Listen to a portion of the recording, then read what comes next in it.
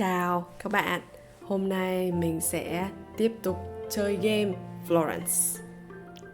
Tiếp tục. Chương 9, cửa hàng thực phẩm.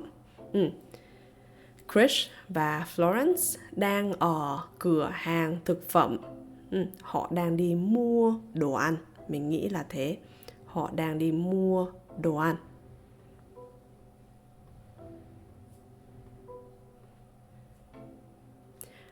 Chris đang nói cái gì đó. Chris đang nói cái gì đó.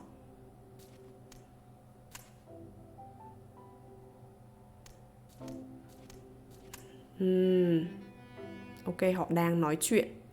Họ đang nói chuyện.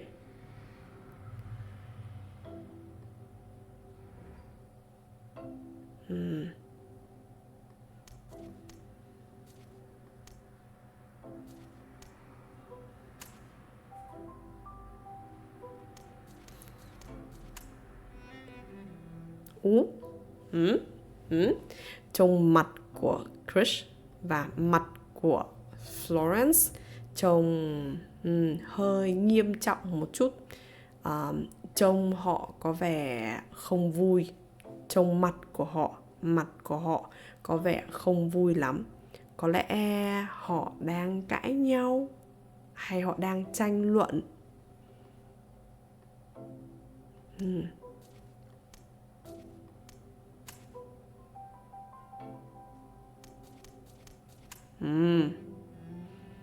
Trông mặt của họ có vẻ không vui.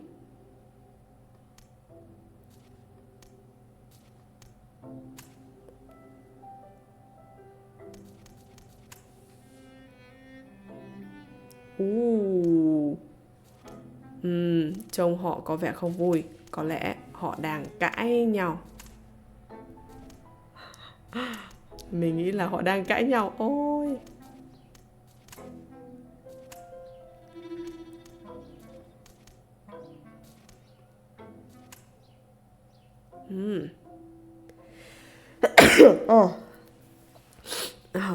Bây giờ Chris và Florence đang ở trên xe buýt hay là đang ở trên tàu điện. Mình nghĩ là họ đang ở trên tàu điện.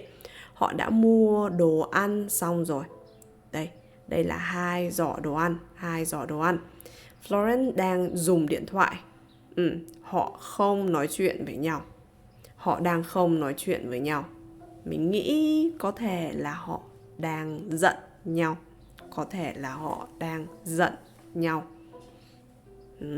Họ không nói chuyện với nhau.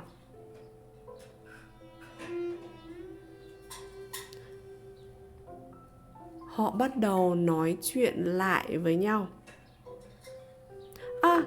Và sau đó họ đã ôm nhau. Họ đã làm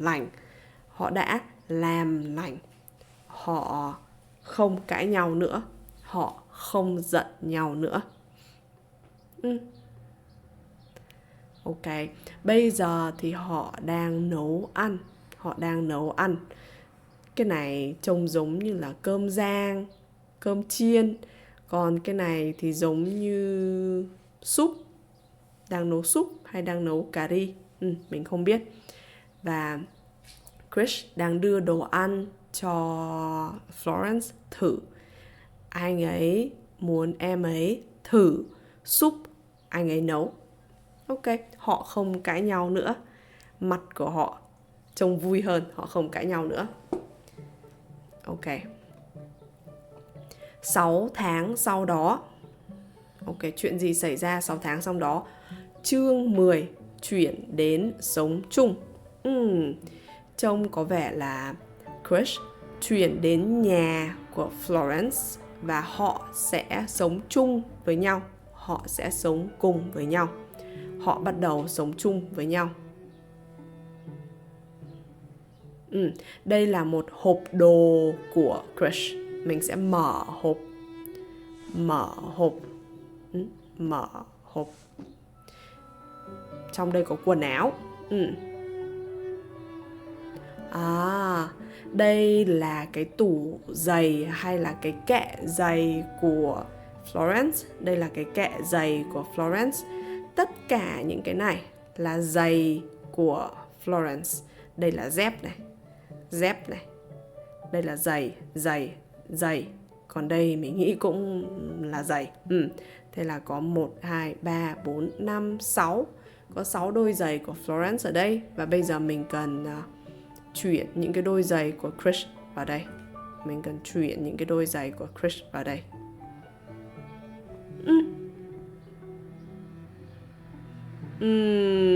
Không có đủ chỗ. Kệ giày của Florence không có đủ chỗ. Thế nên mình nghĩ một đôi giày cần phải đi vào đây. Cần phải đi vào nhà kho. Đôi giày nào cần phải đi vào nhà kho? Mình nghĩ đôi giày này không đẹp. Mình sẽ cho đôi giày này vào nhà kho. Đôi giày này. Đây là đôi dép. Ok, đây là nhà bếp của Florence. Có nồi này. Có mấy cái hộp nhựa này. Có một cái ấm trà. Và có rất nhiều. Đây mình nghĩ đây là loại trà. Còn đây là cái để nướng bánh mì. Đây là cái gì mình không biết. Còn đây là chắc chắn là Nutella. Còn đây là cái nồi cơm điện. Nồi cơm điện. Đây là cái máy nướng bánh mì. Đây là lò vi sóng. Và đây là gia vị. Đây là tủ bếp của Florence. Đây là những cái đồ nấu ăn của Florence. Ở đây chúng ta có một cái bếp nữa. Ở đây chúng ta có một cái bếp nữa. Chris có cái gì? Đây là cái gì? Mình không biết đây là cái gì. Không biết đây là cái gì. Đây là gia vị nấu ăn của Chris. Gia vị nấu ăn của Chris mình sẽ để ở đây. Ui, Chris có rất nhiều đồ. Chris có rất nhiều đồ. Mình cần để đồ của Chris ở đâu? Ở đây. Đây là một cái máy để pha cà phê. Nhưng mình rất thích uống trà. Mình không thích uống cà phê. Cái này giống cái này chúng ta đã có rồi. Thế nên cái này có thể cho vào trong kho. Đây là gia vị. Gia vị. Mình không có nhiều chỗ để đồ cho Chris. Mình sẽ cho cái này vào trong nhà kho. Mình nghĩ mình sẽ cho cái này ở đây để anh ấy có thể uống cà phê. Mình cần cho cái này đi. Mình nghĩ nên cho cái này đi. Cho cái này vào nhà kho. Mình sẽ cho cái này vào đây. Mình nghĩ đây là nồi hấp. Nồi hấp. Mình sẽ cho... mình không có nhiều chỗ. Cái nồi này, mình không thể bỏ cái nồi này đi được. Mình sẽ bỏ cái nướng bánh mì này đi. Và mình sẽ cho gia vị ở đây. Đây là gia vị ở đây. Cái này là cái gì mình không biết. Mình sẽ cho cái này vào nhà kho. Ôi dồi ôi. Đây là cái bồn rửa tay của Florence. Đây là bồn rửa tay. Và cái bồn rửa tay của em ấy có rất nhiều đồ. Rất nhiều đồ. Cái bồn rửa tay của em ấy trông rất bừa bộn. Đây là cái kệ. Một cái kệ. Ở trên cái kệ này cũng có rất nhiều đồ. Đây là cái gương. Em ấy có rất nhiều đồ. Đây là bàn chải đánh răng này. Đây là kem đánh răng này. Đây là xà phòng nè. Đây là lược nè. Có rất nhiều đồ. Mình không biết đây là đồ gì. Còn Chris chỉ có một cái bàn chải đánh răng. Rất dễ. Anh ấy chỉ có một cái bàn chải đánh răng. Ok. Đây là kệ sách của Florence. Thì kệ sách của em ấy có rất nhiều sách. Rất nhiều sách. Và có một bức tranh của em ấy và mẹ em ấy. Có một con gấu. Một con gấu bông. Và có một con cú. một cây nến. Đây là một cái bơm, có lẽ là để dùng để bơm xe đạp. Và đây là đồ của Krish. Mình nghĩ là mình cần cho con gấu bông này vào nhà kho, và mình sẽ cho đồ của Krish ở đây. Mình sẽ cho cái nến này vào nhà kho. Mình sẽ cho đồ của Krish ở đây. Đây là cái ván.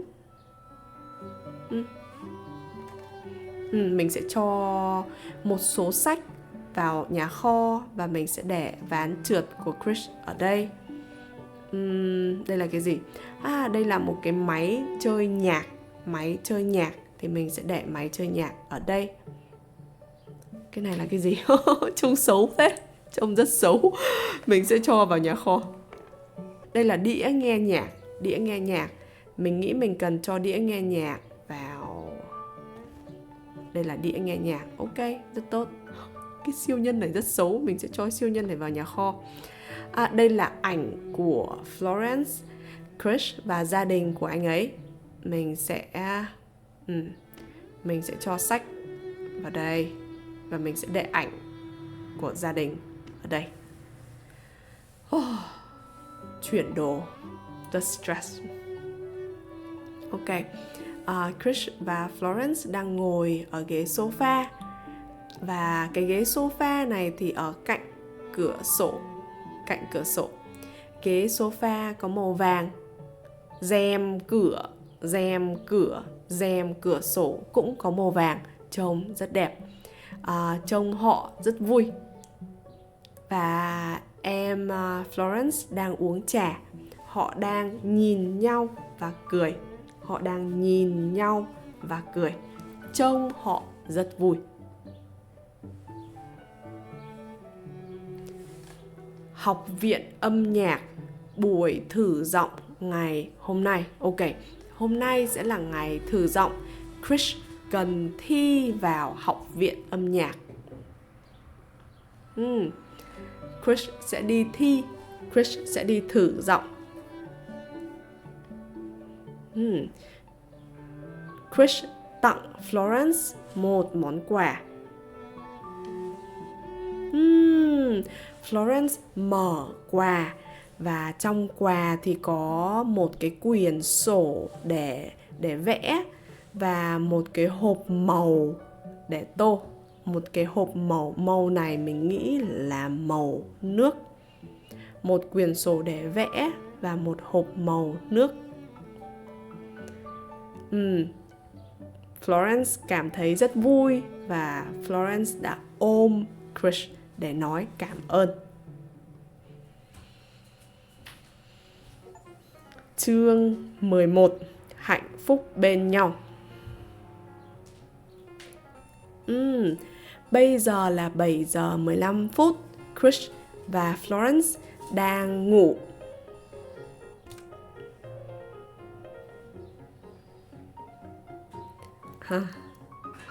Họ đang ăn sáng cùng nhau. Họ đang uống trà. Họ ăn bánh mì nướng với dâu tây. Bánh mì nướng. Ăn bánh mì. Ăn bánh mì. Ăn dâu tây. Ăn dâu tây. Uống trà. Ăn bánh mì. Uống trà. Ăn bánh mì. Ăn bánh mì. Ăn bánh mì. Uống trà. Xong. Đã ăn xong. Rất dễ thương. Bây giờ Florence đang ở trên tàu điện. Florence đang trên đường đi làm. Nhưng mà bây giờ Florence không có lướt Instagram, không có lướt mạng xã hội nữa, mà Florence đang nhắn tin với Krish. Em ấy đang nhắn tin với Krish. Em ấy đang ở trên tàu điện. Em ấy vừa nghe nhạc, vừa nhắn tin với Krish.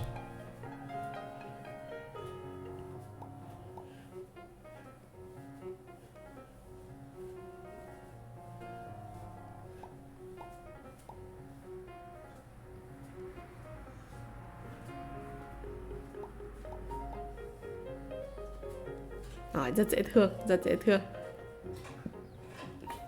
Ok. Florence đang làm việc rất nhanh. Họ đang nấu bữa tối cùng với nhau. Đây là cái gì? Mình nghĩ đây là cơm chiên. Họ đang nấu bữa tối cùng nhau. Họ đang nấu bữa tối cùng nhau. Vui hơn. Chris đang chơi nhà, còn Florence đang vẽ. Florence đang vẽ cái gì? Florence đang vẽ Chris. Mặt của Chris trông rất vui trong bức tranh này. Bây giờ là buổi tối và cả hai cùng nhau đi ngủ. Trông mặt của cả hai rất vui.